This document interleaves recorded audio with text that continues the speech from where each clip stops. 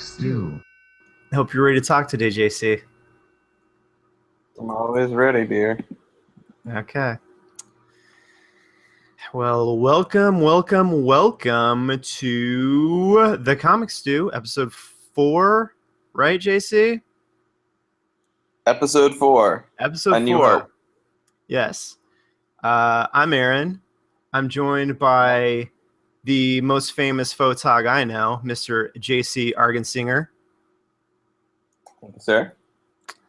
You don't know photographers, though, do you? Wait, what? You don't know any other photographers, do you, though? I don't. This is true. But you're the only photographer I want to know. How about that, JC? That works for me. You know? I don't need any other photographers in my life. I can accept that. Good. Well, everybody, this is a little show about comics and news and all kinds of crap that I talk about with my buddy JC. Thank you for the love you're giving to the show. I've heard from a couple people, and thank you for that. Just to put it out there, we have a Twitter account at The Comic Stew. You can email us at thecomicstew@gmail.com for any feedback or questions, and we might read some questions on the air if you send us some. JC is vetting those. We're only answering the comments, though, if they're really questions, if they're really funny, and if they potentially make fun of Aaron a little bit. That's if not they true. make fun of me at all, they're not going to get answered on the air. Not true. Because I always tell JC he's going to vet the comments, but really, in reality, I'm vetting the comments. I don't know. All right. I got the word that I'm vetting the comments, so it's going to work out better for me than you. I'm glad you heard that. Yeah. All right. Well, there's a lot of stuff to talk about this week. A lot of stuff. First thing I wanted to talk about was, I don't know if you saw this. We can put the link below, but BuzzFeed put out. Oh, actually, the first thing we should really talk about is what JC's sipping on. What are you sipping on? Since it's cold right now, I am sipping on. It is cold, yeah. It's like we're actually recording during the day for once, but it's still freaking cold outside. And that's just because I'm a big puss from living in LA, and for one day a year it's actually cold, and that happens to be today. Like 50 degrees. How cold is it? Like 50. Yeah. See, that's like I'm a big puss, and it's cold. That's cold for me now. It's gonna be great when I go to Tucson. I'm gonna be in upstate New York next week, where it's gonna be like, not 50 degrees. Actually cold? Yeah. Actually cold. Yeah. No, I'm gonna be in Tucson next week, and Tucson has the reputation of being super hot, but the thing is, it's actually like really cold in the winter too. Like when I say really cold, like relatively cold. It's cold for a desert. Yeah. Well, it's actually right now. It's the same temperature in LA that it is in New York City, which is. Oh, really? Yep. Oh. See, anyway, that's cold. So I don't feel like a big puss now. It's actually cold. This was a 5-minute story about what you're sipping on. Oh, yeah. What are you sipping on? Well, because it's cold, I'm sipping on some hot apple cider with lemon. Oh, I'm just sipping on a delicious cafe mocha from Starbucks. Oh, yes. You made me wait to record so you could go get that. I hope it's good, JC. It is. It is my lifeblood. Your lifeblood. Cool. Well, what were you saying before I rudely interrupted you? Before you rudely interrupted me. So I don't know if you saw this article, but it's out there. We'll post the link. BuzzFeed did this kind of cheesy article on what the Jessica Jones characters would look like in the comic, and it's pictures of the characters from the show, and then like you can slide the thing over and see what they look like in the comic. But they kind of just did it all wrong, in my opinion. Okay, the first one is Kristen Ritter standing there in her leather jacket, and then you slide it over, and it's her It's Jewel. Her Jewel costume from the comics. Which, by the way, like, granted, I have been lax on reading the rest of Alias, but I still have only seen that shot, like the costume, like one time. I like that you. I like that you bring that up because I was going to ask you: have you finished the comic yet? No, I got distracted by some other stuff, which I'll talk about later. It's still sitting on my floor in my to read pile of stuff that I'm actually reading, so it's not like it's not put on the shelf yet or anything. It's for the record, folks. That was supposed to be done by episode 1 of the comics. I know. So this is going to be the ongoing gag to see at what episode he actually finishes it. Yeah, we'll see. We'll see how many episodes it takes. and I want our listeners to let us know what they think is more likely: Aaron finishing Alias or season 2 of Jessica Jones coming out. Yes, sound off. Let us know. I can't wait to hear that feedback. Yeah, so the first one is Jessica Jones into her Jewel costume, and that's kind of like my issue with it. Is like in the comic, she has the Jewel costume, but she's not really ever in the Jewel costume except for in flashbacks. And then and isn't it funny that if you scroll down, the image from the comics they're showing isn't that from the Pulse? That image? I think so, yeah. Okay, yeah. There's an image by Mark Bagley, and I'm pretty sure that's from the Pulse, which is not a comic called Alias. Right, and then and they have Luke Cage, and they show him as Power Man, which isn't really. And they at least mention that that's not what he really looks like in the comic, except for 20 years ago or whatever. But no, that's what he looked like in the 70s. He's got the tiara and the chain around him. Yeah, and then I love the last one, which is like basically the worst Photoshop job ever. It's like a mask over Trish Walker's face. Oh yeah. For Hellcat, yeah, that's pretty terrible. Which again, that's completely wrong because if in the comic it's not Trish Walker. Yeah, well, isn't her name Patsy in the show, or what wasn't that like? Was that like her child star name was Patsy? In the show or whatever. In the show, yeah. In the comic, it's not even that character. Right. Well, and they were super lazy because they just put a mask over her face. Didn't even put like the yellow costume on. So good times. Yeah, I mean, but what I mean is in the comic it's Carol Danvers. So I just mean the whole thing is stupid. Anyway.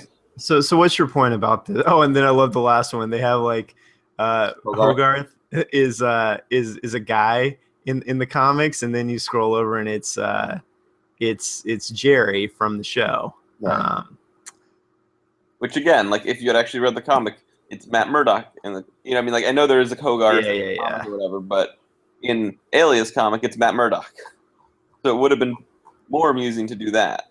Anyway. Right. Anyways, how can they find that article? BuzzFeed, characters on Jessica Jones. Yeah. If the characters on Jessica Jones look like they did in the comics. All right. I don't recommend that article. Yeah. Oh, okay. This is something I do recommend. The X-Men Apocalypse trailer. Did you see that, JC? I might have seen a little bit of that. You might have seen that. What did you think of that? Like the last X-Men movie, which the title, kind of was a letdown for me, but it just seems like the last couple X-Men movies are just like, we're going to give you the cracked out 90s X-Men movie that you always dreamed of. Wait, did you say you didn't like the last movie? I didn't say I didn't like it. I said it was a letdown for me. Really? Days of Future Past was a letdown for you? Yes. That surprises me because I consider that, if not the best, one of the top 2 X-Men movies. Go ahead. Okay, so I liked it a lot, and I agree with that statement. I think it's probably one of the 3 best X-Men movies. What's your top 3?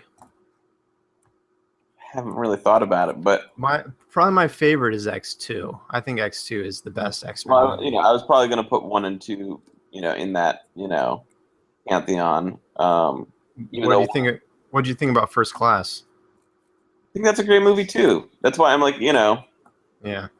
um, I think, I guess my disappointment with Days of Future Past was in my head the comic is just so much better, Mm-hmm. uh, and I just feel like they made sacrifices for movie making and for whatever. Right, but how cool is it to get like both casts together? Like Oh no, what they're in a doing, way. what they're doing with that and with this is just, it's great. It's Yeah. great. But yeah, I mean that's my So, anyways, Apocalypse. What like you think it looks like a cracked out '90s version of the comics? yes, which is Yeah. great. Which is great. You know, it looks like you're just like, here's an X-Men, here's an X-Men, here's an X-Men. Yeah. I was just happy that Apocalypse actually looks cool. At least like in the brief shots we saw in the trailer, he looks cool. Like it's amazing what good lighting does, right? Yeah, and there's been a lot of, I guess, shit talking because his character doesn't look like his character does in the comic, but I think that's stupid. Well, isn't a lot of the shit talking based on that like Entertainment Weekly cover image where he's like bright purple? Right. It And is. like that does not look good, but you watch the trailer and it's like, oh, that looks pretty cool. Yeah. Yeah.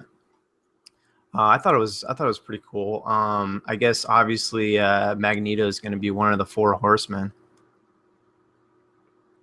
See how it goes. Well, I think so. Looks like it's going to be Magneto, Psylocke, Angel, who I guess they're recasting Ben Foster. Like, I wonder how that's supposed to tie into the other movies. Because he was in X-Men 3. He was like a young guy, so I'm sure they're just completely ignoring that. Speaking of X-Men stuff, Hold on, who's the fourth one? Who's the fourth one? huh? It's the four horsemen. Who is the fourth one? You got Psylocke, Magneto, Angel, and who is the fourth one? Um, Do you remember? isn't it Scarlet Witch? Ah, please. Oh, they can actually use her, can't they? Because they have the deal where they share those characters. All right. Oh, But it's Storm. Oh, um, Storm's the fourth one. It's Storm, Psylocke, Angel, and Magneto. Okay.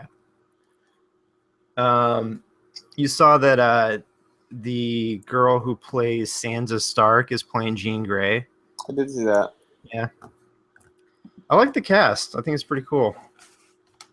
I think Olivia Munn is like a dead on for Psylocke too. Yeah. Yeah. I think so. Yeah. What I was gonna say was, have you seen the Rogue cut of Days of Future? Oh, you know what? I bought it on Blu-ray and I have not watched it yet. Because that's something that I would like to watch. Okay, well, you can borrow it. I'll lend it out to you, JC, and we can talk about it after. All right, so yeah, that was pretty cool. I think I'm definitely excited about that movie, but it also has a couple things going against it. Number one, it's the third movie in a trilogy. It's like the 17th movie in a trilogy. Okay, but this is like the First Class trilogy.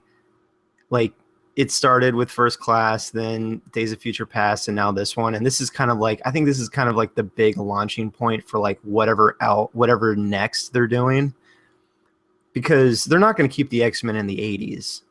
You know, like it's going to move forward somehow. Like something's going to happen, and Right. you would Well, think, I think like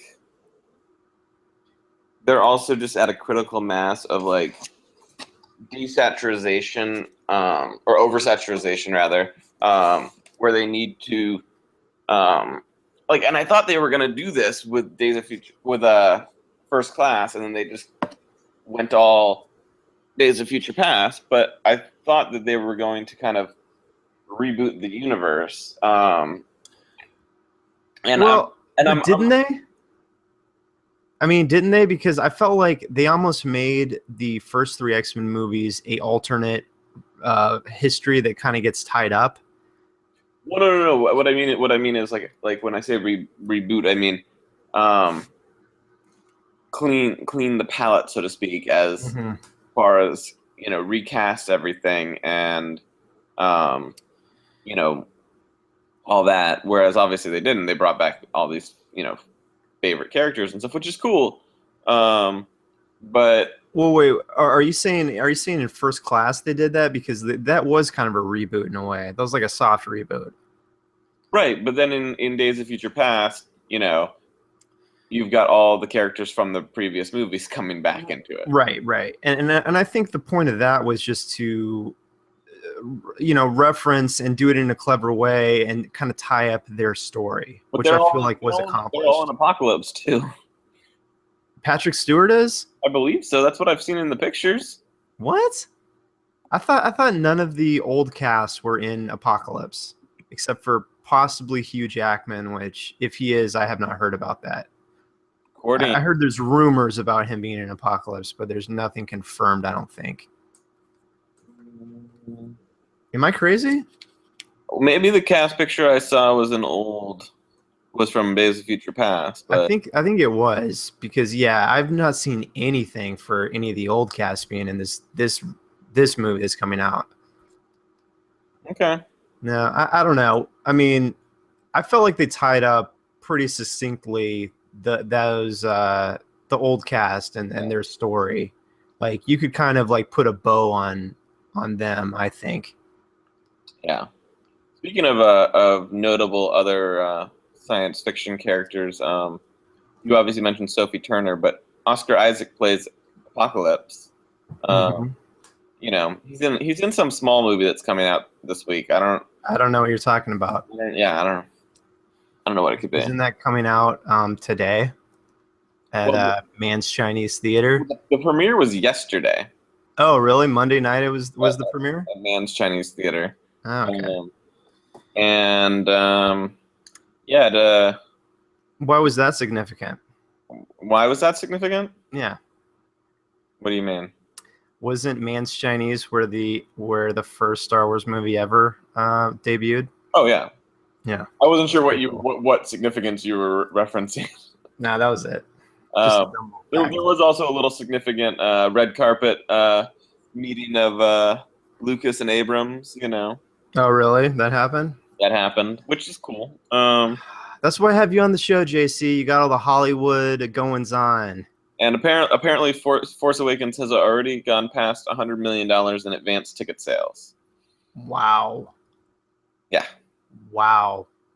Well, I guess I wonder what the budget on that movie was, because I'm sure they're going to make back the budget in like the first day. Yeah. I mean, that thing is going to print money. It's going to, if not surpass, but, most likely be the, highest grossing movie of all time. Well, I think if it gets good reviews and people see it repeatedly, then it has a shot. Yeah. I mean, people are going to see it repeatedly. I mean, it's going to be profitable even if it's a bad movie, just like the prequels were, but I don't think if it's not good, people aren't going to watch it again. Well, no, of course, but I think from all indications, it's really good. So I'll be the judge of that, JC. Okay. This weekend, I will be the judge. You're going to New York on Friday, right? On Saturday. Saturday. Yeah, it's probably going to be almost impossible to get in to watch that movie. So I'm going to see it at 2 a.m. on Thursday. Are you? Oh, wow. You already got your tickets? Yeah. Ooh, look at you. Yeah, I can't do it. But I'll go see it again at like 10 a.m. Okay. Yeah, I can't do it on Friday, and I kind of hate going to see movies late now. I used to think it was because I'm just getting older and I can't watch movies super late. And then I remember, like, when I was in college and younger, like, I was dozing off in every late movie that I was watching. So it's really not that. I just can't do late movies. I was trying to think the last time I went to like a, midnight late screening of a movie, like a premiere, and it's been a while because there hasn't been anything where I'm like, oh, I need to see that right away. Yeah, I'm kind of past that. And I think the only reason for this one is because it's been so built up, and there's just such an internet culture where like I don't want someone to Spoil ruin. it. Yeah. Mhm. So, Yeah, my plan is just to go dark until I watch that movie. yeah. Anyway, moving on. There was another movie trailer that you wanted to talk about. Oh yes. Speaking of cracked out '80s movies trailer. Yeah. So speaking of cracked out '80s properties, so the next trailer, or the trailer for the next Teenage Mutant Ninja Turtles came out, and I wanted to just ask you about it because, first off, I've known you for a little while, but I don't think we've ever really talked about the Turtles, and like if you went back with them and, I don't know, watched the cartoon, read the comics, anything. Like, I was just curious what your take on the Turtles is. I mean, I'm a huge fan from a very young age. Okay. You have some action figures growing up? I had some action figures. I had some, Nice. you know, what was it? The sewer play set or something. Um, I had it all. Well, not at all, but I, had everything I could, weasel my parents into getting. Yeah. My sister, shout out to my sister, bought me a Shredder doll. Nice. But yeah, no, I mean, big fan from a young age. Did you watch the cartoons or read the comics? Watched the cartoons, obviously watched the original 3 movies. Mhm. And I know of the like original series and have glanced through them, but never like sat down and read them all. And then read some of the what was it? I think it was IDW. IDW, yeah, the recent series. Yeah, there was I read some of that. And what I love about like the first Ninja Turtles movie, live action movie, and like everything I've seen of like the comics, is like, yes, it's this fantastical, crazy story and all that, but it's told in like an adult way, which I think is, Wait, are you saying this from the perspective of being a kid? well, I mean, I think yes to both, really. Like as I mean, obviously as a kid, like I loved the Ninja Turtles movie, but like as an adult, I can see that first Ninja Turtles movie and like that's still a good movie. Yeah. Like Yeah. it's still a good movie like it holds up from when I was a kid to now. Hmm. Which I think is like the ultimate barometer for like children's movies is aim them at adults. Yeah. Don't talk down to kids and don't dumb it down. And so yeah, I mean that's don't yeah. So like Right. that's what I think. And look, this trailer looks like cracked out '80s. I mean, some of the characters that show up in this trailer I was never expecting to see. I did not see That's what I was gonna ask. Did you see the first movie? did not see the first movie because I just heard so many horrific things about it. Uh-huh. Um, and I saw like some of the images of Shredder, and it just struck me as like too much and too unnecessary. And I Yeah. get using the full CG characters, but I don't know that that's necessary because the original costumes were so good. I think today it would be great if they could find a way to mix practical with CG and make them look kind of realistic. But I But mean, look at Star Wars. Like they're using practical characters and costuming for the new Star Wars movie because they realize there is a difference. And if yeah. Oh, yeah. No, I agree. I mean, I think there's still going to be like CG. It's on something like Star Wars, which has been so heavily practical for at least the first 3 movies. And there's a reverence for that. So that on that particular property, like I could see them definitely going for that look. But on something like Teenage Mutant Ninja Turtles today, I think the expectation is we're going to CG it up. And that's what they definitely did on the first movie. And it looks like that's what they're doing on the second movie as well. I mean, it's just a different world today. Like the expectation from audiences and, you know, kids especially, I think, is like we want it to be crazy and move fast. And I mean, I love the original Turtles movies, but if you go back, I mean, they're not exactly like zipping around like super fast because everyone's in a suit, you know, like the suits were awesome and I love them, but it's just a different movie making world today. No, of course. No, and I think that's fine, and adding some CG in there would have been fine, but I think you could have still made it work with practical for some of it. Yeah, I wish they could find a happy medium there. And also, I also just felt like from the images I saw of the characters, they went too complex into like the customization of these characters, which I'm sure is great for toy sales and all of that. But which one, the Turtles? Turtles. Yeah. You know, where they have all these different, you know, accoutrements for the characters. Right. And I just kind of dug the original vibe. Again, like I believe those characters.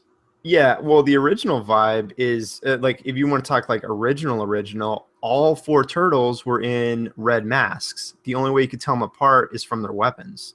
Right. I mean, I understand them, like the filmmakers wanting to give the turtles like kind of an individual personality, but I definitely, like on the first movie, I definitely kind of like did not like some of the looks, like especially Donatello's look. Right. I mean, they made him like, it's like, oh, Donatello, he's the smart one, so let's make him like a skinny dweebish type turtle with glasses. It's just like such a dumb like Michael Bay thing to do, and it just did not work well with me. Yeah. What did you think of the trailer though? The trailer, well, here's the thing about this movie. I had no intent of watching this movie except that Casey Jones is being played by Stephen Amell, and I will admit that I am that shallow that I will watch a movie just because one actor's in it. But I think Stephen Amell is great on Arrow, and Casey Jones has like been one of my favorite characters in that series. So I'm basically going into that movie based on the fact that I'm going into that movie willing to watch it based on the fact that Stephen Amell is playing Casey Jones. Basically, that's my whole thing. Okay, so, I don't know who the actor is, but I did. He's the guy from Arrow. You haven't seen the show Arrow? Oh, I didn't know that was the name of the actor. Yeah, that's the guy who plays Ollie Queen in Arrow. Okay. Yeah. Yeah, I felt like in the picture, like in the shot that I saw of Casey Jones, my biggest gripe was he looked like a model, and then his mask like looked like Casey Jones's mask. So I was just like, he didn't look degenerate enough for my taste. Yeah. Well, you can't beat the guy from the first movie who played Casey Jones. No, you can't be like he was great. He was great because he looked like a degenerate who like a chick would probably still get with. Like, oh man. Like he looked like that guy. We all have know that guy. Mm-hmm. You know, long stringy hair, just a bad boy douchebag. Yeah. Yes. No, man, but no, for today, I think Stephen Amell is hopefully a great choice for Casey Jones. We will see, though. I like that they're kind of going a little more over the top in this one, like having Bebop and Rocksteady in there is great. Yeah. So but why are they wearing like pants for the Ninja Turtles? Like, why do the Ninja Turtles have pants on? Oh, and do they? I didn't even notice that. like armor and like I don't know. It just Yeah, I missed that. all the extra stuff that they added to them just makes it like yeah. Yeah. But no, I do think having Rocksteady and Bebop is just hilarious. Yeah. Well, that's what I thought they should have done for the first movie is just go go with some of the crazy stuff from that universe. Flying brain. I'm waiting for the flying brain, okay? Well, if this one's successful, I mean, they just need to go like more and more outlandish. Yeah. We can only hope. Oh, and Alessandra Ambrosia is in it. Can't go wrong there. Oh yeah? I don't know if I know who that is. She's a Victoria's Secret model. Oh, a model in a Michael Bay produced movie. I'm shocked. Yeah. Anyway. Yeah. I wanted to ask you real quick. Did you watch the? Oh, go ahead. What did you want to say? I just want to say, and we have a friend named David Green. Apparently, David Green directed this. So shout out to David Green. I don't think it's the same person though, but. Well, I don't know. I haven't seen him as much lately, so maybe he is directing a movie. Yeah. And, a small... Yeah. David Green is so addle-brained, he may have just, forgot to tell us that he's directing a movie. Yeah. Seems like the sort of thing that he would do, yes. Oh, yeah, I wanted to ask you real quick. Did you watch the Flash and Arrow mid-season finale? I don't have the CW... WB, so I can only watch that kind of stuff on, Netflix. So dude, you got to get the antenna for the Xbox One, where you can just watch local channels. The antenna? Yeah, no, seriously, there's like a digital antenna that they're selling for Xbox One now. You have to call it an antenna. Well, that's what they call it, I think. They call it a digital tuner. But it's an antenna that gets local channels for Xbox One. What? Digital antenna. That's what they call those things. I got one. It works. Antenna. Yeah. Not antenna. Whatever. Tell me how to say words. How dare you? How dare you? So did you love those? Did you... Were they thought they could be in more? Well, it was a crossover. They did a crossover on the two shows, and they're doing that new spin-off show. Yeah, they're doing that Legends of Tomorrow show. Yeah, which I'm definitely excited about. I enjoy those shows. I think Flash is better. That's another thing where I'm like, that show looks like crack. I can't wait to watch it. What, Legends of Tomorrow? Yeah. Yeah. Yeah, it's just got a ton of just characters thrown in there, and it's cool because they're basically all established characters from Flash and Arrow, so it'll have a built-in audience affection there. Yeah. And then I guess they're bringing in, what's the guy's name? The guy who time travels in the DC universe, what's his name? Rip Hunter? Rip Hunter. Yeah, I think he's the main part of the show. Played by? Some Doctor Who guy. Some time traveler from Doctor Who. Some Doctor Who guy. Yeah. Don't expect me to know these things. Rory Williams from Doctor Who. That's not the actor's name, but character's name in Doctor Who. Yeah. It's interesting because the big bad in the crossover they just did on Flash and Arrow was Vandal Savage, and I think he's actually the big bad in season 1 of Legends of Tomorrow. So I think anyone that wants to go into that show should definitely watch this season of Flash and Arrow. All right. So JC, catch up on that. Okay, you're the boss. I wish. But you're the boss for this next topic because that's all you. What's the next topic? I did not watch this. Space Dog, what's it called? Last Man on the Moon? Yeah, so there's a new space documentary coming out. There's a trailer out for it called The Last Man on the Moon about interestingly enough, the last man to walk on the moon, Gene Cernan. Okay. And we can talk about how Aaron hasn't seen the best HBO show ever, From the Earth to the Moon.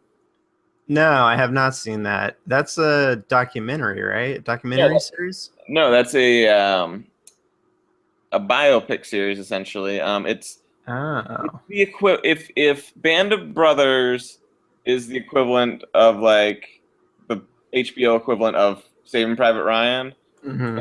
From the Earth to the Moon is the HBO series of Apollo 13. Okay. Like Nice. it's done by Ron Howard and Tom Hanks. Tom Hanks introduces every episode and goes from the beginning of the U.S. space program to the last moon landing, and it's for some reason like the only HBO show that you can't get On like Amazon? no on like HBO Go, No. HBO Go or any of that stuff where it's like they don't have it available streaming. Oh, that's weird. And even like the DVD Blu-ray situation is weird because I guess some of it was filmed 35 millimeter.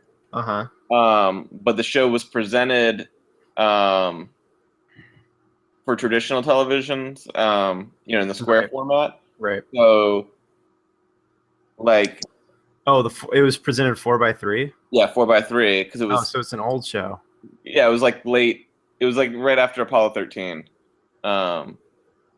So some of it, I guess, was filmed 35 millimeter, but because it was presented 4:3, like it wasn't, it was cropped or whatever. So there have been different like there was a version, I guess, that came out that was essentially what the show was supposed to be, and then all attempts at making like high def versions have been like, well, then the effect, then you're either stretching it or the effects are wrong or yeah. So that's probably why it hasn't come to Blu-ray or something, right? I think there is a Blu-ray out there, but it's not right, essentially. Isn't it interesting that Tom Hanks, like a couple of his really popular movies were kind of like spun off into TV shows that he helped make? Yeah, it is interesting. Yeah. But there was also in the news this week a alleged Stanley Kubrick interview about how he faked the moon landings and filmed them. And I thought that was pretty amusing. Oh, yeah. Yeah. So how did they do that? I don't know. How did they fake the interview? I don't know how they faked the interview, but, it's not on camera, is it? Or was it like supposed to be him like just talking I think it's supposed to be an article or something? No, I think it was like a video. Really? Yeah. How could they fake that then? I don't know, man. How did they fake anything? Technology. Yeah, I don't know. So that was like a big thing going around? Yeah, and because people still think that we didn't land on the moon. Ah, man. Sometimes I'm glad I don't go on the internet. Yeah. That's why I have you on, JC, just to tell me all these things that I don't get to experience every week on the internet. Speaking of 80s 90s properties, I saw there's a new Power Rangers comic coming out from Boom Comics. Oh yes, I heard that. Did you see the preview art for it? Actually, I have not. Go ahead and vamp for a second. I'll pull it up. It's Hendry Priesto and Daniel Bayless. It looks pretty cool. It's very like kind of graphic art, which to me is like the perfect style for that kind of property, and it looks fun. I was never like a huge Power Rangers fan of like the TV show and stuff like that. Yeah, me neither.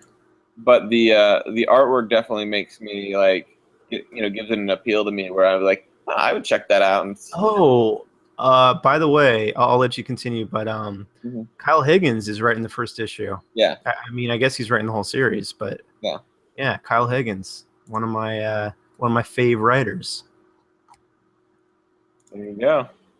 Yeah, I'm looking at some of this, and I don't know if I'm looking at interior pages. Yeah, it is very like.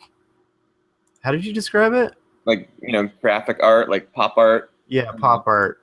Yeah. Um. I dig it. Yeah. It's a cool style for for that type of property, and it looks. Yeah. No, for sure. Yeah, I was also never really into Power Rangers.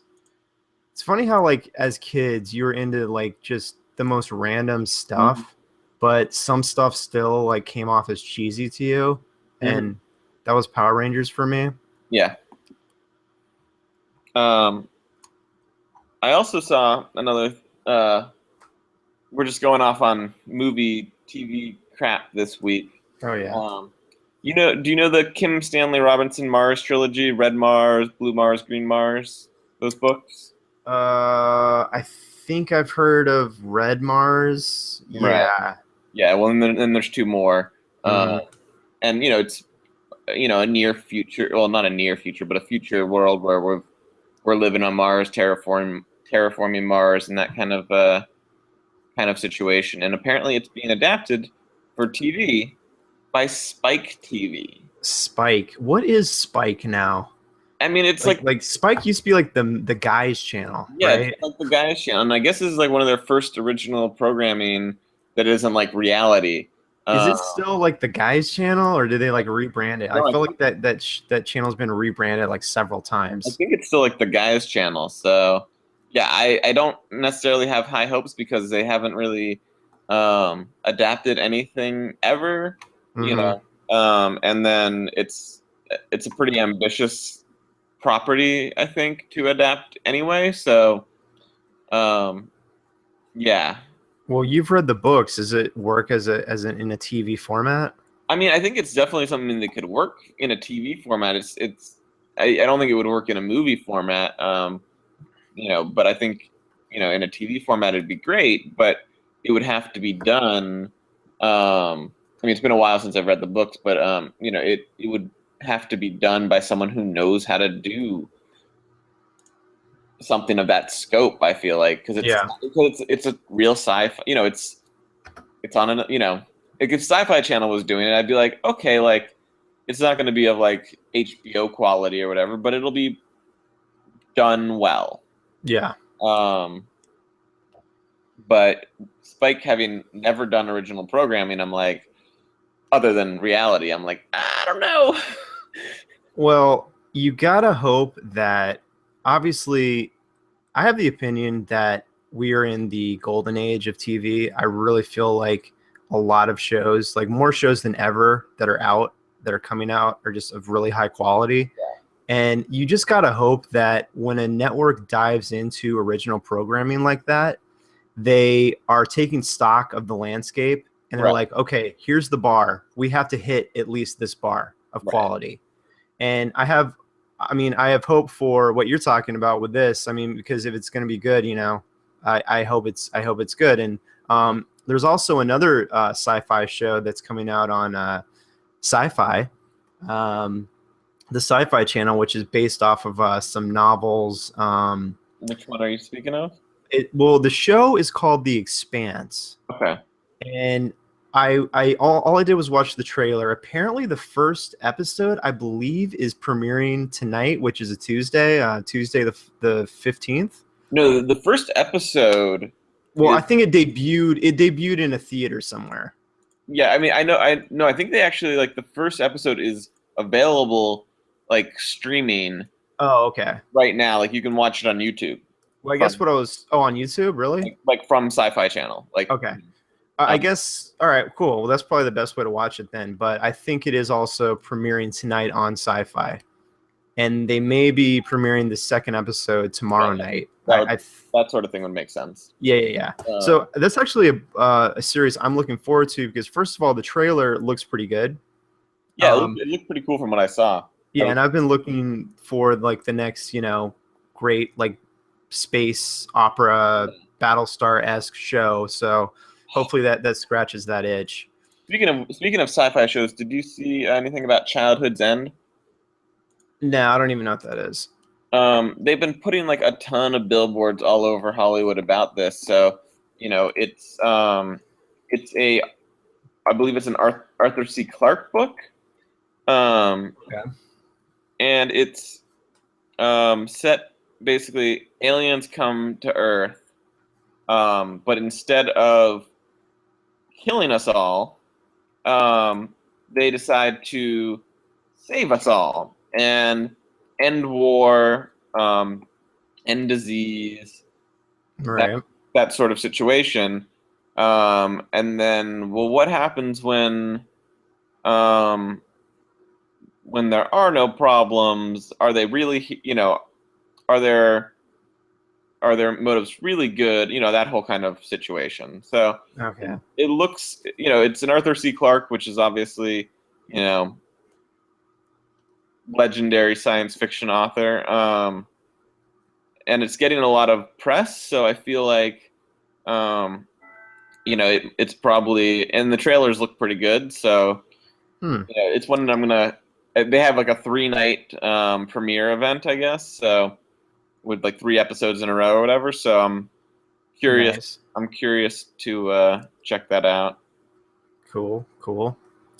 Yeah, maybe we're coming into some good sci-fi shows. We can only hope, right? Yeah. Yeah, I'm definitely gonna check out this Expanse show though. I'm pretty excited about that. And then there were 3 other little movie trailers that dropped. Well, I just wanted to say one thing real quick. Okay. Because you had brought up, just the fact that like, okay, Spike is doing their first time original programming. That made me think of another channel that, to my knowledge, hasn't done original programming before, and that's like WG in America, and they're developing the Scalped show. So I hope that's good too. Well, we can only hope. We can only hope. Go ahead, continue. I was gonna say, so there were 3 or 4 other little trailers that dropped. Yeah, I haven't seen any of these. There was Independence Day 2. Oh, I actually did see that. Maybe I should shut my mouth. Godzilla Resurgence from Toho Films, which is not to be confused with like the Godzilla that came out a couple years ago. Yeah. This is Toho is the creator of the film studio that created Godzilla and produced most of the Godzilla films, outside of some of the American versions. So this is gonna be Rubber Suit Godzilla. I have no idea. In the trailer is literally just people screaming in the street, and then like Godzilla's famous roar. No idea if it's going to be Rubber Suit Godzilla or if it's going to be, some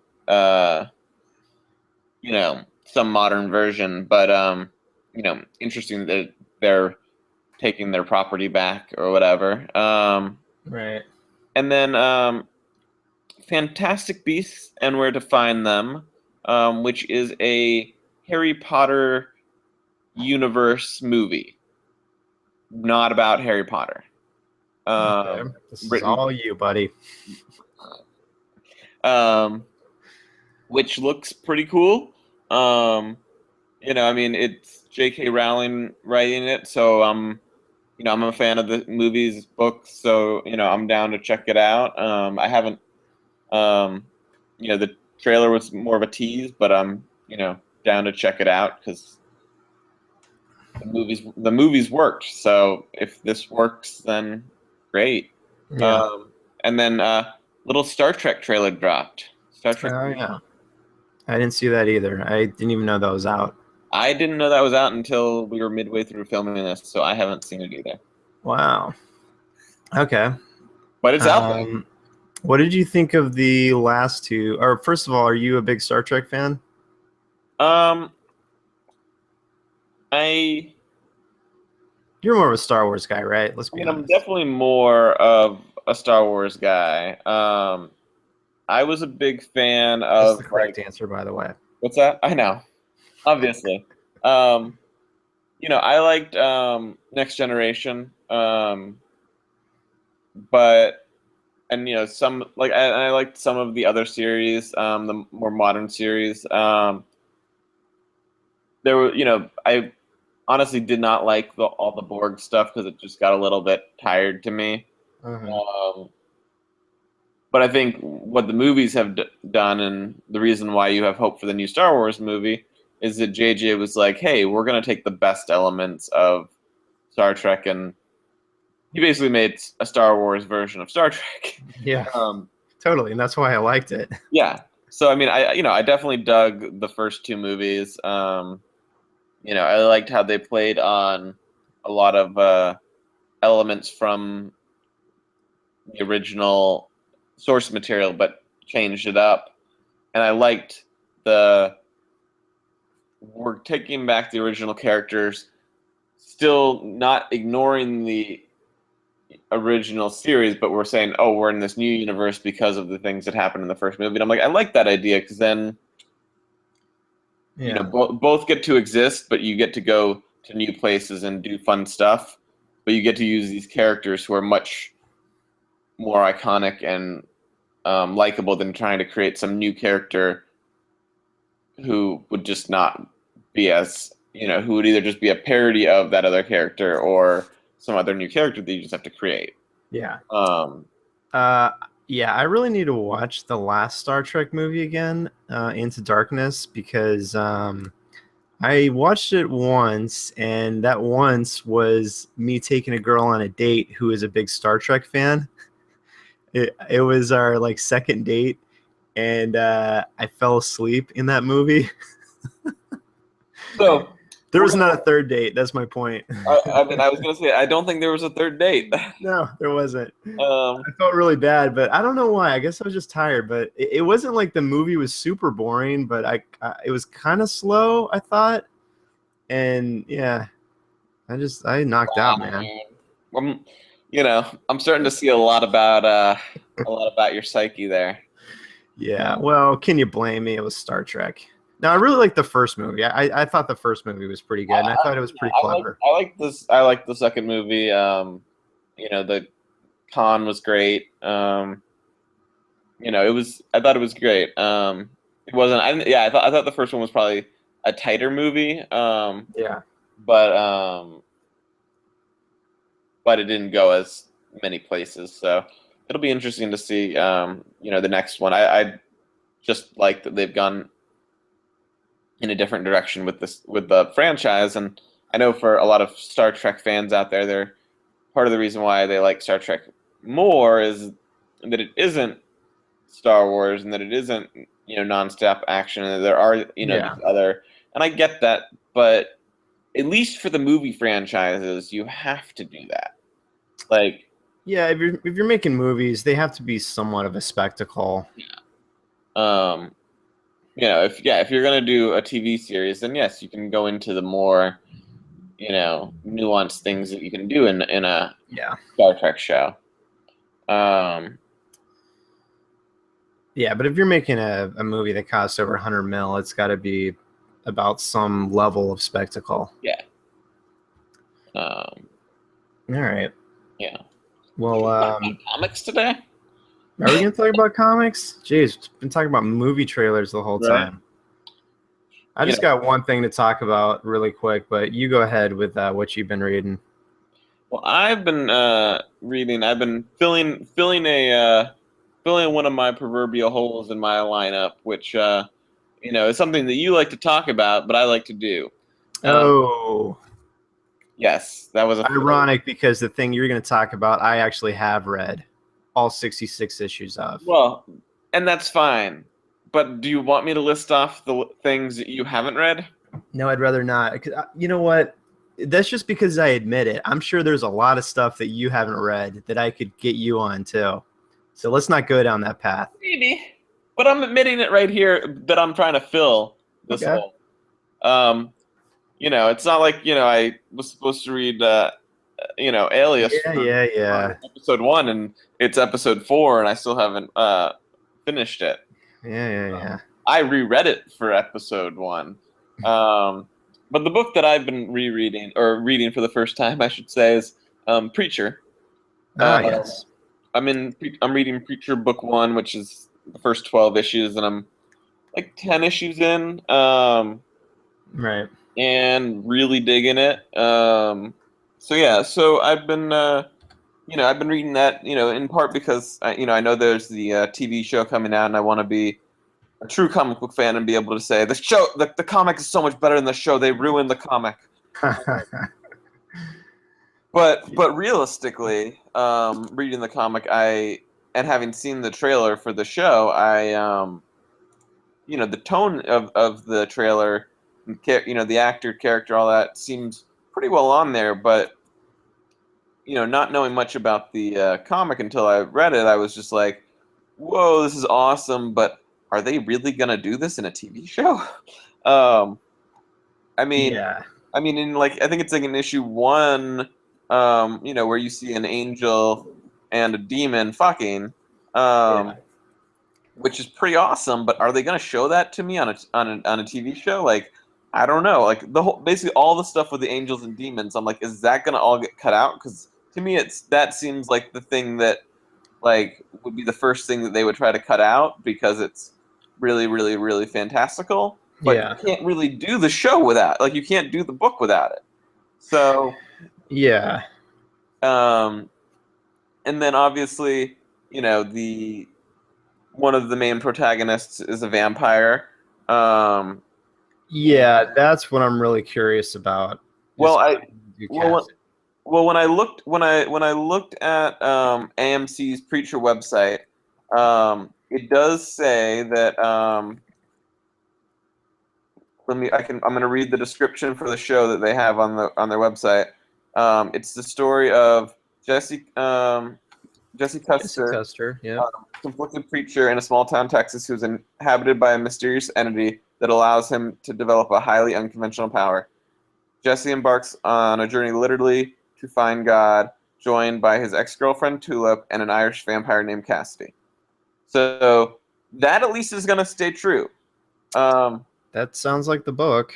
That sounds like the book. So, however, though, the trailer looked like it was not a journey. It looked like it was all set in the town.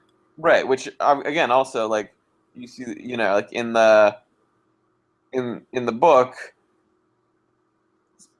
his flock, disappears pretty quickly. Yeah. For lack of a better word. I think we can spoil the first part of Preacher. Yeah. Because this book came out in the 90s. Okay. Yeah. I mean, when he gets his power, he has the church full of people, and they all essentially get killed except for him. Yeah. Power. Although this could be good trailer making, unlike the Batman trailer that we were talking about last week, where they could be showing us literally the first bits of episode 1, before he gets his power, because really what happens is they all show up they don't normally go to church, and they all decide to show up to church because he went crazy at the bar the night before, and they want to see what happens. So I'm hoping that that's essentially what they're doing, is they're setting it up so that you will come watch the show, and then introducing the more supernatural elements as the show, continues. Like, I'm not surprised at all that they did not show angels and demons, in the trailer for the show, because they don't want to scare off viewers. Put off by that. I mean, considering it's an AMC show, I don't think you can discount the fact that it's on the network that basically plants the Walking Dead cast in one place for like extended periods of time. True. Like, this network, I don't know if it's true or not, but I've heard rumors and rumblings about how this network is kind of cheap, and they like to, I mean, you can see it on The Walking Dead, even though it's a huge show, they like to put the cast into kind of one spot. And even though the book is about them traveling, I mean, on the show, we've really only been to like several places through, well, more than several, but it's like 6 seasons now. Yeah, like, I don't know. There's a lot more places. There's a lot more traveling in the book. So basically what I'm saying is I could see them keeping everything contained to the town, at least in like the first season. I hope they don't, but I could see that. Yeah, no, I mean, obviously that's something they could do. But I think that's it's a twofold thing of, well, obviously it's a lot cheaper to make a show if you have a set. If you're constantly making new sets, Right. it costs a lot more money. That makes it, like it's not. Yeah, I know I know it's expensive to move around. And it's also hard to find great film locations for post-apocalyptic stuff too. Yeah, well, can I just say this? I know it's expensive to move around and have like multiple sets for a TV show and all this stuff, blah blah blah. But you're also adapting what is essentially a road story. Right. Like they are traveling throughout this series. Right. Well, I'm thinking of, Walking Dead at least. They do have these set pieces that they go to and Right. and try to stay at. So Right. it makes sense that they're going to cut some of the walking,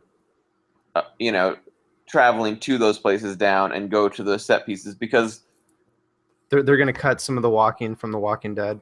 you know Yeah, that makes sense. exactly. But also like from having read the Walking Dead comics, it's not like they're that far off. No, you're right. I mean, I just know, like, for instance, I guess I'm thinking of more kind of early examples, like when they stayed on the farm for all of Right. season 2. Right.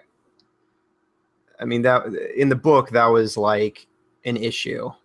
No, of course. I agree that I think they stayed there too long in the show. I just hope they don't make that mistake again. But also, I think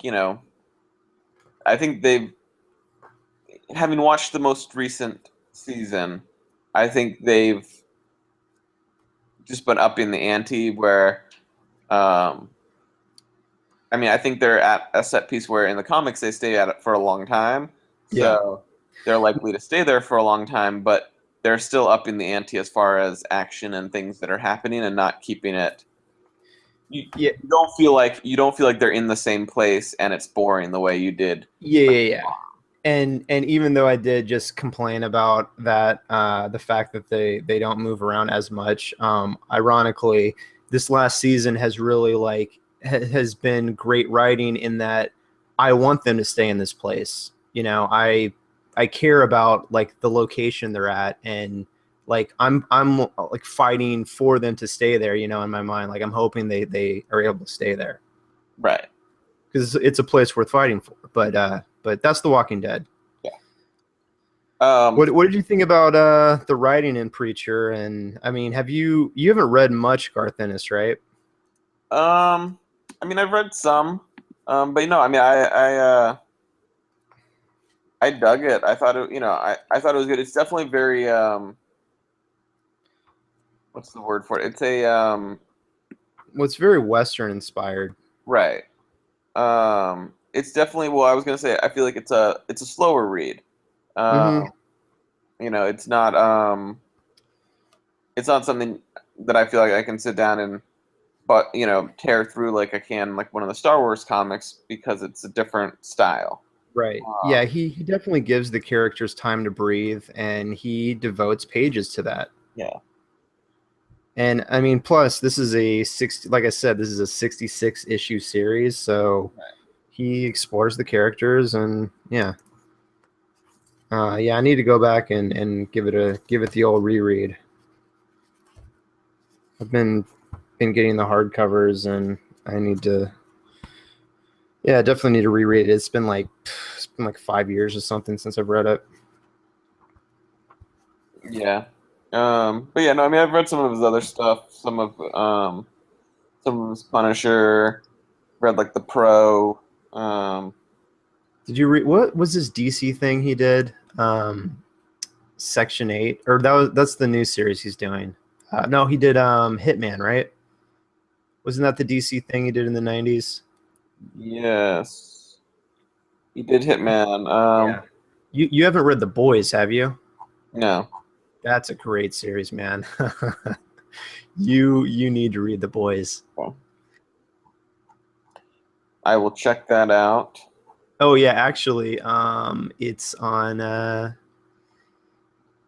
app, so you can read it there. Okay. Yeah. Um, Cool. You got anything else to say about Preacher? You're in for the whole series, right? I'm in for the whole series. Yeah. No, the other book I was gonna say of his that I remember coming out at the same time, but I guess it was right at the end was um, Just a Pilgrim. Did you ever read that? No, I haven't Uh, even heard of that. yeah, it was like another Western that was by Enos, like right after Preacher, and I remember hearing about it at the time when it came out and being like, "Oh, that sounds really cool," but I just never read it. Um, you know, I think it was like a short, like 4 or 5, 4 or 6 issues or something like that. Hold on, you're giving me crap for How I Say Antenna, and you just said Garth Ennis. Are you kidding me? Okay, we're talking about a name. We're talking about a name versus a word. Go ahead. Huh? You What? done? I'm done. But yeah, it'll be interesting to see how. I'm definitely digging Creature. The you know there's a lot more supernatural than I was expecting. Uh-huh. So I'm just interested to see how that gets adapted to TV. But as far as the comic goes, I mean, it lives up to all the praise, and Yeah. if not exceeds it. And um, I gonna pick up the rest of the series and be tearing through it. So, Cool. How are you reading it? what do you mean? Are you getting it like through Comixology, or are you getting the trades, or how Oh, are the you reading trade. it? The which they have is like book 1, 2, 3, 4, 5, and 6, I guess. The The hard trade. covers? They're soft covers. Okay. Nice.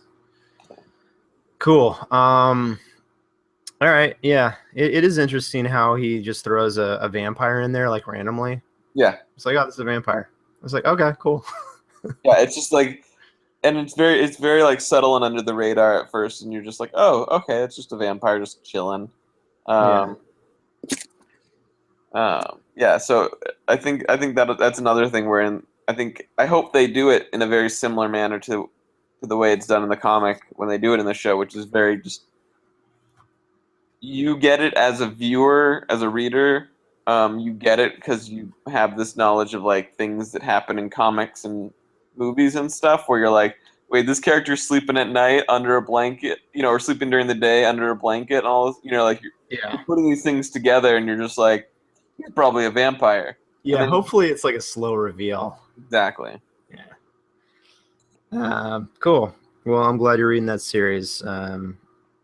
Definitely hopefully we can talk more about that. I just kind of had one thing that I wanted to bring up for this week, and that is I started catching up on Amazing Spider-Man. Yeah. I read the issues that are post. Like, I'm gonna bring up some events here. So the issues that are post Spider-Verse, which was like a huge event that happened, I guess early this year. Yeah, earlier this year.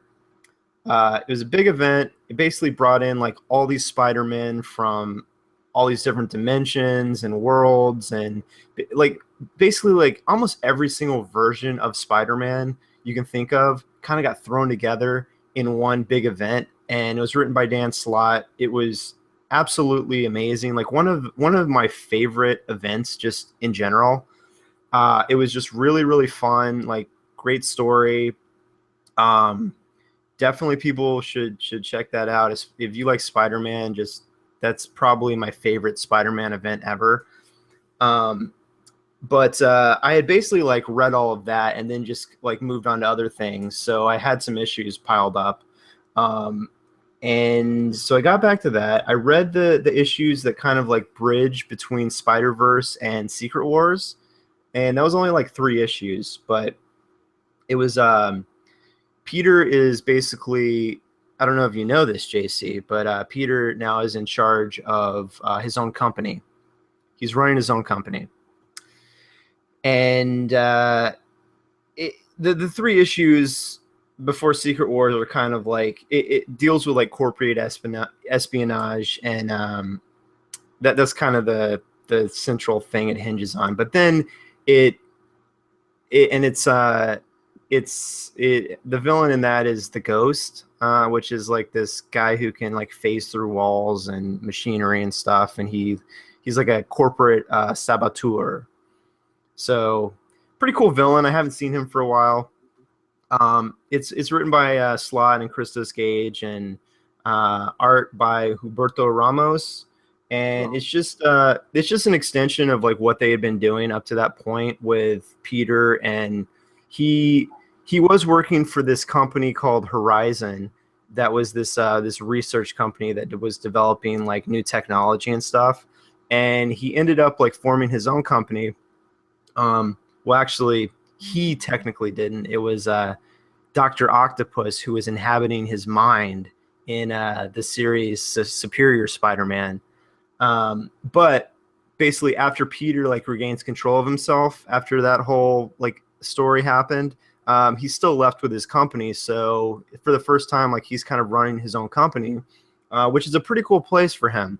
And so these last few issues like kind of deal with that, and then there's Secret Wars hits, and I think you're aware of this, but like that's like the huge event that's going on at Marvel. I know you're not really caught up on Marvel stuff, but like that's the big event happening. I'm not, but this reminds me of all of the Secret Wars, like 90s stuff, or what? I think it was 90s, 80s that just like was terrible. Wait, what does that remind you of that? I haven't even talked about Secret Wars. Well, no, just because just what you've been hearing. What is that? Just from what you've been hearing about Secret Wars, like this version of it? Well, no. Like it just because it's Secret Wars, and because you have different universe characters. Like it reminds me of that, which to me is like, again, like there's a reason why I don't think it was successful originally, and hopefully this is really good. But dude, Secret Wars was successful. Are you kidding me? Like it got a sequel. I mean, it was very successful at the time. I mean, it doesn't have the reputation of being like a great series, I think, especially the second one, but it was like super successful. Well, successful, but not creatively successful is. Well, I'll tell you what, I will go into this version of Secret Wars another day, but it is well done. Okay. It's kind of Hickman's like culmination of his Avengers run, and it is well done. Okay. But it also spawned like this version has spawned like a million different miniseries and crossovers and stuff that take place in this new like reality that's created in Secret Wars. So the Spider-Man series kind of just stops and just pauses when Secret Wars starts. So so the thing I read after that was the Spider-Verse Secret Wars tie-in. And without going into a lot of like details about like what's happening in Secret Wars, basically all you need to know is it's a new reality, and you kind of get thrown into it following Gwen Stacy, who now has like her own series, and she's called Spider-Gwen, and she's from like another reality. But the series is called Spider-Verse. Like the previous event that happened, it kind of throws a lot of like different versions of Spider-Man into this series. And because it's this new reality that's created, like they have some questions about what's going on and like who they are, and like there's kind of cracks in the facade. But like the basic plot of it is just is Norman Osborn is kind of looking for these different versions of Spider-Man, and he wants to kill like this world's Peter Parker again, or he wants to try to kill this world's Peter Parker because he killed like a version of him who was actually Ben Reilly, who was the clone of Peter. But I won't spoil this series. Like it was definitely good, especially if you like the Spider-Verse event that happened. It brings a lot of those characters back. It's written by Mike Costa, um, who's done some Marvel work, some GI Joe stuff. I will say the art wasn't exactly my cup of tea. It was very like inconsistent. Like some panels were really, really well done, and then others like it was like, ooh, I don't know. I didn't know if the artist was like ready for the big time in some of those panels. But overall, like it was a fun series. Like it brought a ton of villains in. And go ahead. Who did you say the artist was? The artist was. Look it up real quick. It was I don't know if I'm going to pronounce this name right. Andre Alarejo. Oh, okay, I thought you said it was Ramos, and I was like, No. That was Humberto Ramos. Was the guy who did the stuff before Secret Wars. Like he's been one of the regular artists on Amazing through Dan Slott's a lot of his run, and his stuff is awesome. No, I know, and that's why I was like, No. This is a different artist. This is a whole different creative team on the Secret Wars Spider-Verse tie-in. Mike Costa is the writer. Andre Areja was the artist. And, I mean, overall, it told the story fine. And like I said, some panels are really beautiful, but then others, like, it was just a little inconsistent at times. But it was just cool to see, like, some of these characters back, like Spider-Ham and Spider-Man Noir and the British Spider-Man and the Indian Spider-Man and all these different versions of Spider-Man. So that was really fun. And if you like Spider-Verse, definitely pick this up. I mean, it's not like essential at all to Secret Wars. Like a lot of these tie-ins for Secret Wars, like you can kind of just pick up and read as their own thing. And I think like a lot of them that I've read are actually like a lot of fun because like writers can just do whatever the heck they want, and just tell a story that doesn't really have to tie in, just kind of like reference like what the universe is, but they don't have to like really tie into like any big plot points or anything. So that was pretty cool. And then just the last thing was I just read the first issue of the relaunch of Amazing Spider-Man. And that it's funny because that's another one of these like relaunch books that doesn't reference the elephant in the room, which is like what happens at the end of Secret Wars. Like it just basically picks up right where issue 18 left off. And Peter is like in charge of, he's still the CEO of Parker Industries.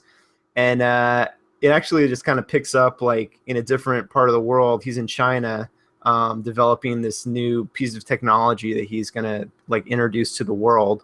And I mean, I think there's like 3 issues out right now, or 3 or 4. So I need to keep reading them, but it's a lot of fun still. And I really like that Slott is putting Peter into this new scenario. And I've heard a lot of people complain that, Peter is just like basically right now, he's kind of like the poor man's version of Tony Stark. And they actually even make a joke about that in the first issue. But I just like just Peter being in like a different situation for once, like he's successful, like his company's doing really well. And I think obviously like that's kind of setting him up to fail because I think we know like part of his character, is the Parker luck is not going to let him like be too happy for too long, Right. But right now it's like really fun. Like I'm enjoying it. And, this has just been a great run by Dan Slott. So I am on board with Spider-Man as long as Dan is going to write the book. And I mean, really, I'll probably keep reading anyways because there's been very few Spider-Man comics that I haven't at least like passingly enjoyed, like I feel like Spider-Man's a really hard character to get just absolutely wrong. Right. That's it. Amazing Spider-Man. Good stuff. My gripe is that they always like the rebooting of these series in general. I mean, they rebooted. There was Amazing Spider-Man #1 came out like in 2014, and then they have another relaunch a year later, and then like Yeah, I know. Well, that's like their friggin' MO now. That's like Marvel's MO is they just have a new volume and a new number one. It seems like every, you know, like 12 to 18 months they have to like slap a new number one on. and I get it. Number ones probably sell, and it's a lot better. It's an easier entry point to say than like issue 7, 65 or whatever. Yeah. But it just to me it just strikes. Yeah, I don't know. Just Yeah, it strikes a little false, but at the least though, I mean, I will say I'm glad editorially they're not like requiring a lot of the writers who have a long running like story arc going to like reset anything necessarily. Like these number ones are, you could definitely jump on here and just like see like and see like this is the situation. Like for instance, remember when I was talking about Guardians of the Galaxy number one? Mhm. And I hadn't really read much of the previous series of Guardians, but I just wanted to just pick up number one and just check it out. And I totally got like where the characters were at. I didn't necessarily like need to read the previous stuff, but if you are, it's not like they're like telling a totally different story. They're just continuing their story, really. Right. So at least there's that. At least These there's number ones are expensive now too, man. They're like every number one. It seems like they're popping out are like $4.99 or $5.99. It's crazy. Yeah. I mean again like I like some of the stuff that I've seen of like the Spider-Verse characters. I think there's some cool looking stuff, but Mm-hmm. I also think I don't associate Spider-Man with like a cast of characters. I like Batman. I associate with having a team of heroes with him, but Spider-Man, I he's an outcast to me, and he like doesn't have a bunch of friends who he works with, and so that to me is like the odd, like that to me is the thing that's like, oh, like cool, like that looks cool, this looks cool. Like I think like the Spider Gwen stuff looks really cool. And some of the other stuff looks cool, but I just like to me as like the Spider-Man character, I'm like I don't see all of these things. Like that's not Spider-Man in my mind. And that's why you're a DC guy. Well, Because but I'm like the opposite. I grew up kind of on Marvel, and to me, like Spider-Man is his cast of characters. It's Flash Thompson, it's Betty Brant, it's J. Jonah Jameson. well, no, Like no, he's no. got a great cast of characters. Well, no, no, I don't, I'm not talking about his cast of characters. Like, because there definitely is like a cast of characters. I just meant more of like You're talking about him working with other Spider-Men? I'm talking about him working with 10 other Spider-Men, as opposed to like Batman, who like I'm used to Batman working with Batman, Robin, Yeah. Nightwing, all these, Well, yeah, but to Barbara be Gordon. fair, like this was something that kind of just came up uh in one instance, in Spider-Verse. And granted, it was super popular, and that's why like you saw it again in the Secret Wars tie-in. But yeah, this kind of just like that's why it was so novel was to see all these Spider-Man in one place in this event because you don't see like a ton of different versions of Spider-Man all together. And that event just brought them all together. And yeah, no, I agree with you on that. Okay. Yeah, we agree, JC. It's Glad okay. to meet you. Are you speaking of which, you're not reading any of like the new Batman stuff. You're not really reading any of the new 52 DC stuff, are you? So, I wasn't reading that stuff, and then like I picked up a few things and like to kind of get a sense of where the book is, um, because I've been out of it for a while. Mm-hmm. I just again, this is one of those things where I get from a storytelling point of view, you're telling a story, um, and it has a long form goal, but like Bruce Wayne has been Batman for like a year or two in the comics. I don't know if it's that long. I mean, like Bruce Wayne has just been some dude in the comic, has just been Bruce Wayne for like a while and doesn't. Yeah, well, Commissioner Gordon has been Batman lately, right? I don't know how long he's been it for. I'm way behind on Batman. I think I read up to that year 0. I read Death of the Family, which was like the second big arc of Batman, the Scott Snyder Batman, and yeah, I stopped after that. I've been meaning to go back and catch up, but yeah.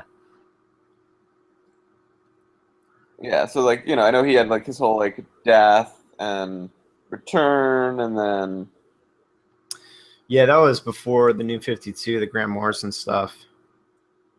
Did you read that series, the Return of Bruce Wayne? no, I fell off. Yeah, that was a pretty cool series, just because like a different artist did every issue. So that was a pretty cool, pretty cool story of him, like Bruce, like hopping through time to get back to the present. I know you're I know you're a Grant Morrison fan. You should definitely search that out. But yeah, no, I mean, I was a big fan. I'm a big fan of Batman, and I was up on like I was at a point where I was reading, you know, the main Batman series, like the multiple main Batman series, and then also Nightwing and Birds of Prey, and I was reading like the whole, Oh, like early 2000s or mid 2000s? Gotham Central. I was reading like Yeah. the whole Batverse, if Yes. you will. Yes. And like there's a great it's great, but I just think they have done a lot of things in the comics where they will do these kind of I guess life changing, life altering events. Yeah. Like the whole Cataclysm and No Man's Land, which was a multi year experience as well. But I just think ultimately we know at some point Batman is going to be Bruce Wayne again. Yeah. And Commissioner Gordon is going to be Commissioner Gordon again, and all of these things. So it's Of course, but that's mainstream comics. yeah, Yeah, I mean, yeah, these events always happen, and really it's just about how fun the ride is as long as they right, last. yeah. And I guess the thing is like I because I haven't been like reading the series, like I don't know how well the stories have been told. But to me, it's like I just don't know if that's a compelling story for me. Well, I think, well, here's the thing. You don't start with that, obviously. You start with the beginning of Snyder's run. And I think you will really enjoy that. I mean, his first 2 arcs were pretty fantastic. And Greg Capullo does a awesome Batman. Okay. And they're both still in the book. So I'm definitely like, I want to catch up on that run. I've just definitely been behind on some DC stuff. But that was one of the few books that I've been ordering just anyways, even though I haven't been reading it for a while. Like I want to read that whole run. So Actually, I might what I want to get more up to date on is the and this is old comics again, but the old timey comics. old timey comics. Well, I guess not really old timey, but the whole Loab and Sale series of books. Oh yeah, I've read a number of them, Batman. You're yeah, talking about Batman, right? Yeah. The Long Halloween and Dark Victory. Yeah, and I've read a number of their books, which are great, and I just need to read a few more of them, essentially. Dude, Long Halloween is one of my top Batman stories of all time, and I will absolutely reread that if you want to talk about that on one episode. Yeah, I mean, I'm definitely down to do that. I never read Dark Victory though, so I'd like to maybe read that as well. I think I have it flipped a view. I think I have Dark Victory and not Long Halloween. Okay. But I feel like I've read Long Halloween, but maybe I just don't own the book. Right. But then also like there's like the Catwoman book. I don't know if you read that one. There's like obviously then they have like Superman for all seasons, and then Oh, okay. then they have their Marvel Colors series. I don't know if you saw that. Right. Which I think Captain America White, I think just concluded, or I think it just concluded, or is about to conclude, but it's finally coming out. Okay. I got issue 0 of that like in 2009 or something, and they're just now finally putting out that series.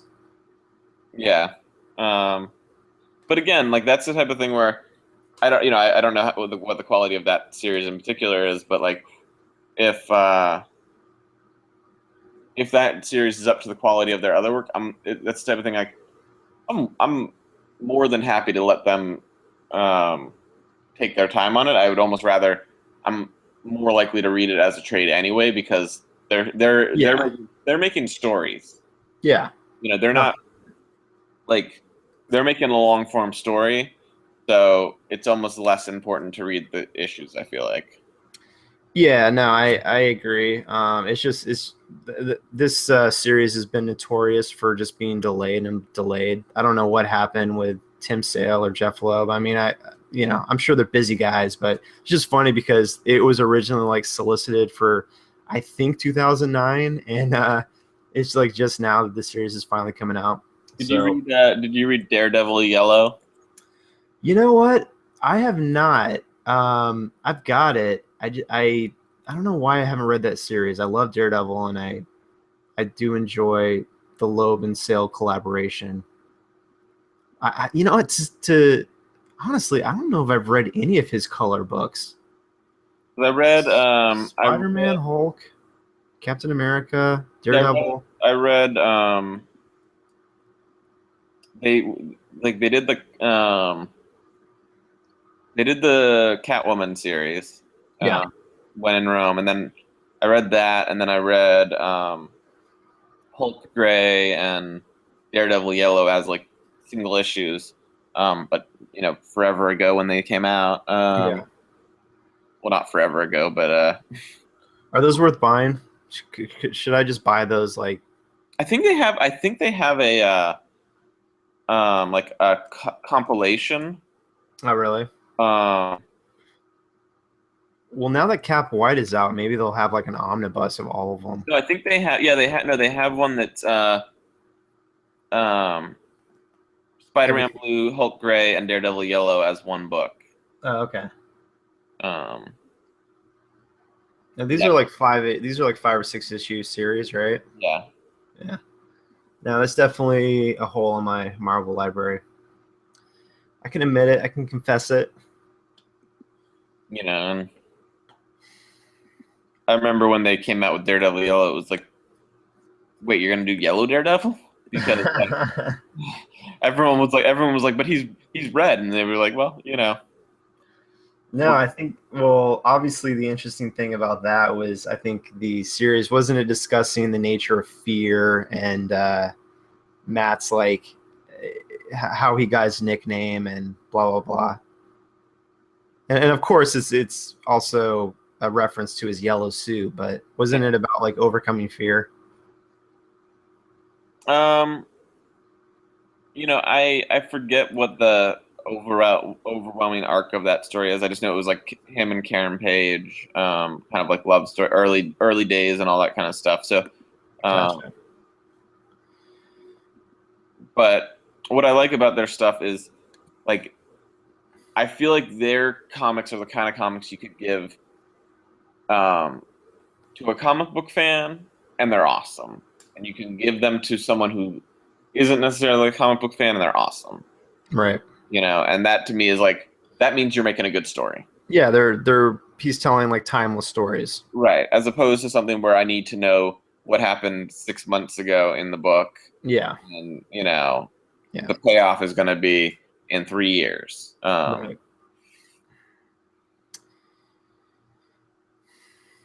Yeah. Yes, we should do a Loab sale. That'd be great. We should do like a DC side and then a Marvel side. Yeah. Because I really want to reread Long Halloween and Dark Victory. I almost said Dark Halloween. yeah. All right, good stuff. Stuff. Yeah, you got anything else? Not that I can think of, but if you got something else, let me know.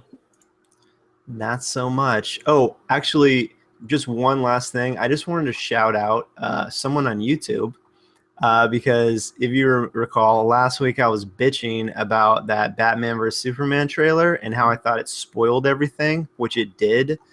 And I was saying how I didn't think it was that great of a trailer. Oh, it was a terrible trailer. Because of that? Yeah. I just wanted to shout out a guy who did a version of the trailer, and he made it like a very high quality. Like if I would have seen this and they said like this is the new trailer, I would have totally believed it because it is like a professionally like done trailer and it's just edited really, really well. And I think the guy who put it up his name is Kevin O'Fee.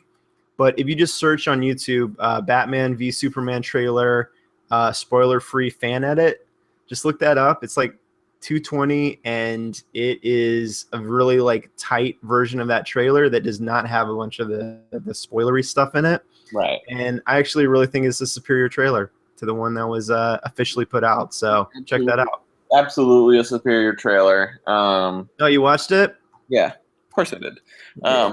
I actually, do the things that I'm supposed to do for the podcast. Oh, please. Whatever.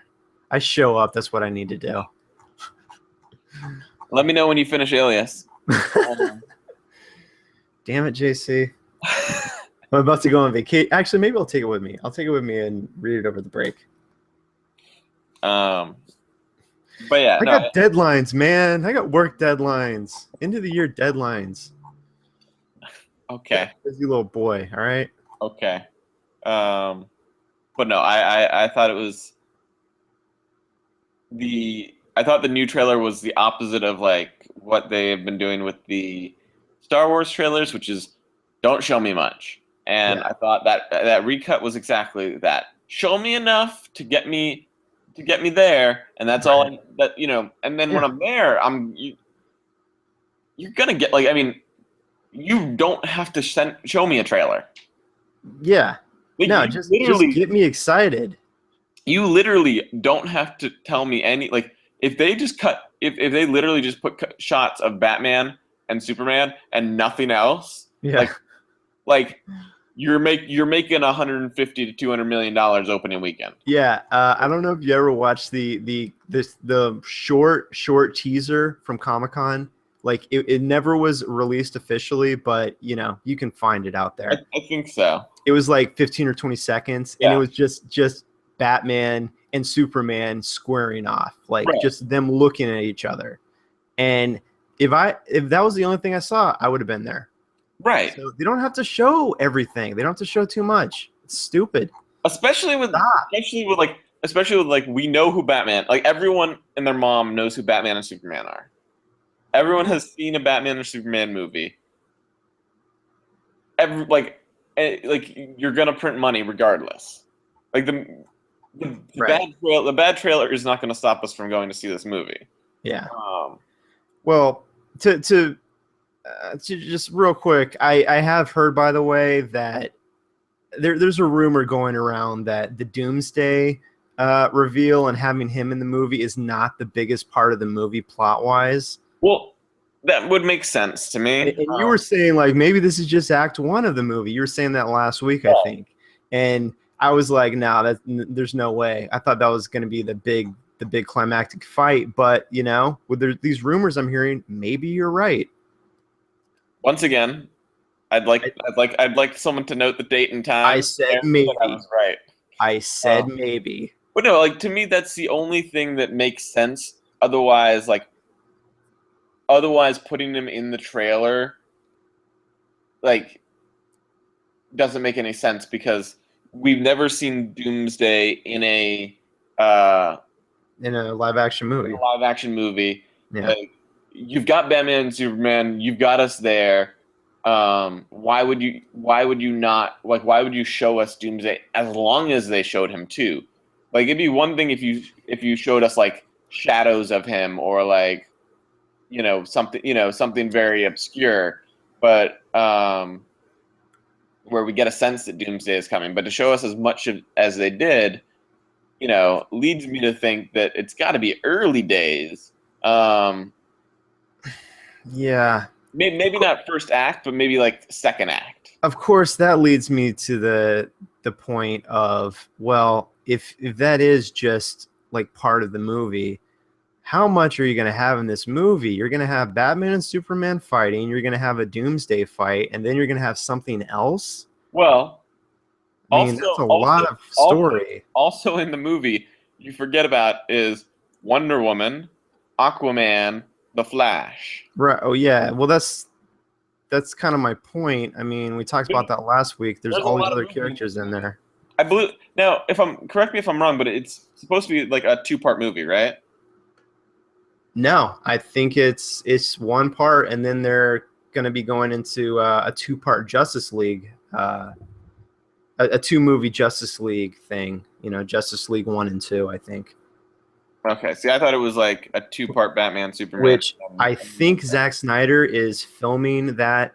He's filming both movies at once, but it's going to be 2 movies. Okay. For Justice League. So yeah, so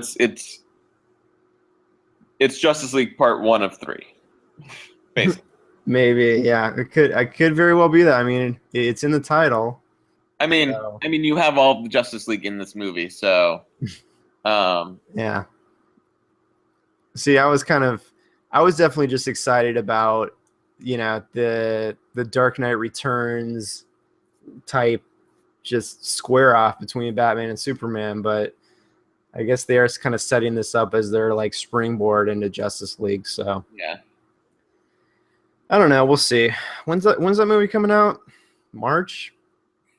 Yeah, I mean that March. Yeah, that's the other thing is like, if you were showing me this trailer like a week before the movie came out, or a couple weeks before the movie came out, I'd be like, okay, like you're showing me the whole movie, but it's like the whole movie's almost, we're about to see it.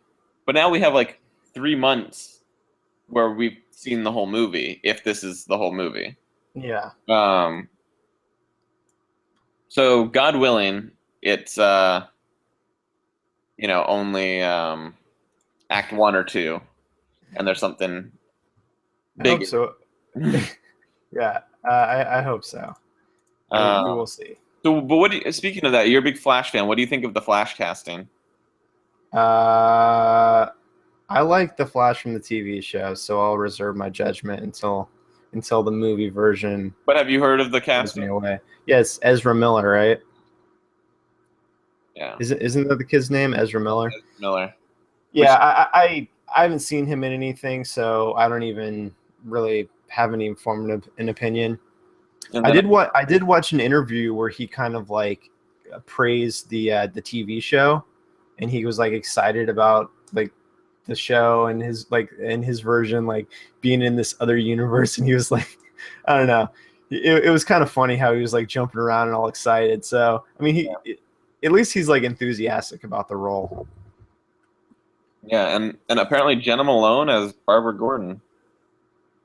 Oh, is that who she's playing? Apparently. I always thought that Jenna Malone would have been a good Carrie Kelly. Okay. But I guess she'd be a good Barbara too. Yeah. Well, we'll see. Only a few more months. Yeah. And then we will see. Don't fuck it up, Zach. Nope. Better not.